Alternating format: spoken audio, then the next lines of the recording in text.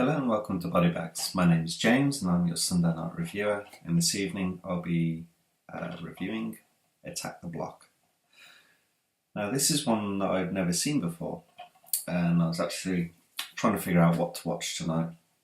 I was having to think about different things. I actually had The Mist in the player to watch, and I've got a huge pile of to watch, and for some reason this had slipped to the top of that pile and I saw it and I was like, why not? I just fancied something light and fun to watch. To be honest, it's one that I picked up because it was cheap. It's, for some reason, I don't know why I wasn't really interested in watching it, because it does look like fun. It's like alien invasion, attacking a South London block of flats, and it's like, sounds pretty fun. Before my move to Finland, I was actually living in London, northwest, so not south, but still I kind of know all the different areas. And this actually looks and feels very, very much like as it does in South London, in so the kind of area where it's just kind of trying to portray itself. This is a film by Joe Cornish. I don't know too much about Joe Cornish as a director. I know he's written, I think he's written for some Marvel films and some different pieces. He did some writing for Spielberg, I think, for Tintin or something like that. But yeah, I was quite enjoying this. I had a look at just skimming through the IMDb facts on it, and it's like apparently he was doing a little bit of research, obviously into the area. He lives in the area anyway, so it feels authentic. Yeah, it feels like the time of when this is. So this is 7 years old now, I think it is, and yeah, the kind of like the language and like through the age of the kids that this film is, it feels pretty feasible and solid. But yeah, we're following like a group of teens.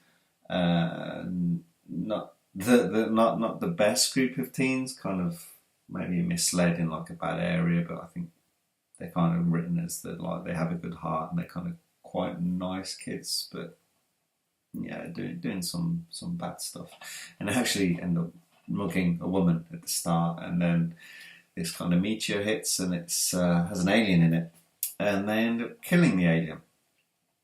So they're all super happy about this, and they're like, "What should we do? What should we do with the alien?" And they take it to the block of flats where they live, because at the top floor there's a drug dealer. He has, they take it to his drug dealer, who offers to I think he offers to buy it, and they want to leave it in the weed room, as they call it, because it's a very secure room. But yeah. They're in there. They're all smoking weed, marijuana, and yeah, they see some like more meteorites hitting. It's all mixed in with fireworks, because this is set on the 5th of November in the UK. That's fireworks night, Guy Fawkes. So there's loads of stuff going on in the sky. But maybe a lot of people don't notice these things hitting. But they go to check it out to get another alien, and they realise that this one's quite different. It's a bit of a badass, bigger version, a lot more deadly. And yeah, the chase ensues. Yeah, but the kids get picked up by the police. Well, the main kid, which is John, what's his name, John Boyega or something like that. He's Finn from the new Star Wars films.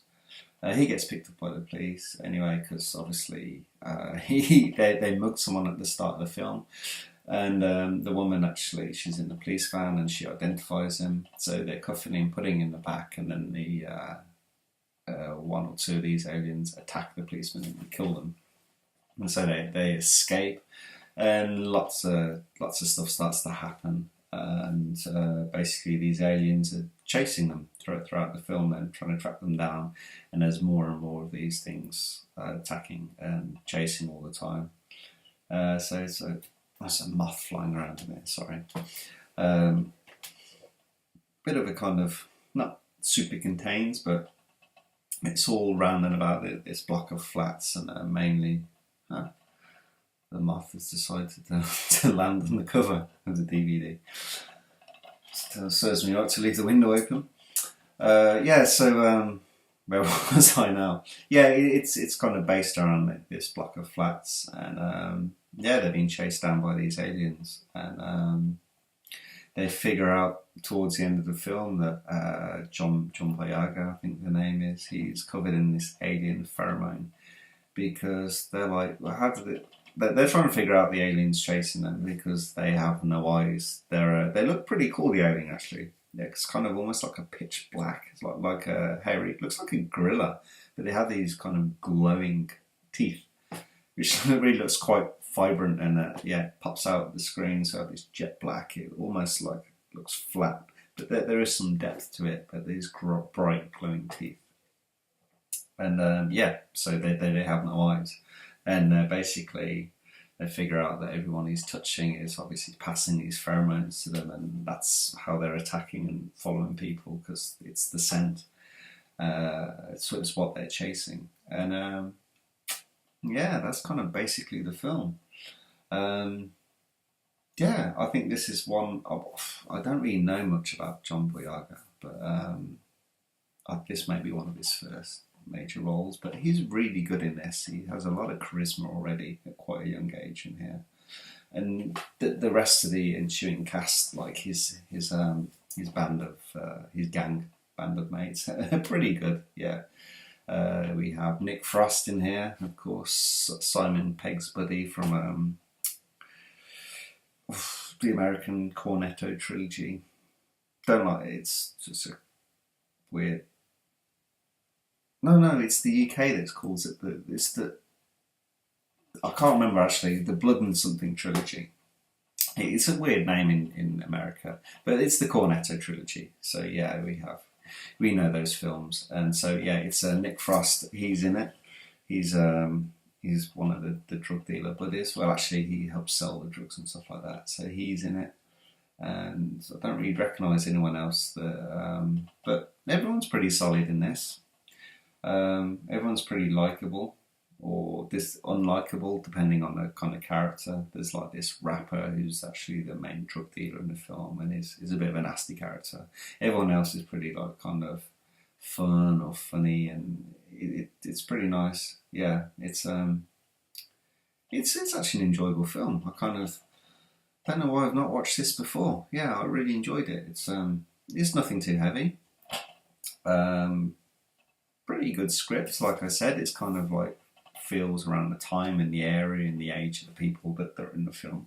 And it kind of fits quite well. The aliens look good. They look a little bit different. They're pretty much all practical. I think it's with just polished off with a little bit of CGI, like some of the teeth maybe, and I think maybe duplicates when you see them climbing up like the tower block. They're all kind of all scaling it. And good action, good pacing. Not the kind of most unique story, but it doesn't matter. It kind of fits really well. I enjoyed this one. I'd kind of give this a recommendation. Joe Cornish, I actually don't think he's done anything since this. Maybe he's been busy writing all those different.